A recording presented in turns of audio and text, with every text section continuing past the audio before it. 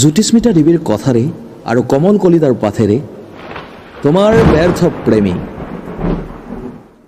নগাঁও কলেজৰ মিছ কল্পনা দ্বাৰা কেনে আছা?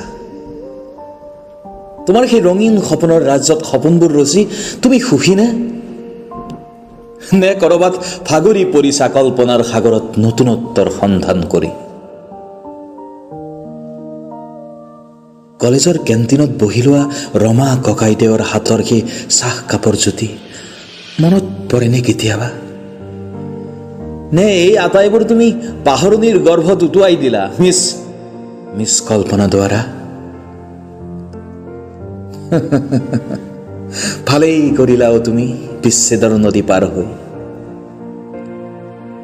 এতিয়াতো সক্ষম নহয় তোমাৰ প্ৰেমিক তোমাক সুখী কৰিব পৰাৰ জোখেৰে,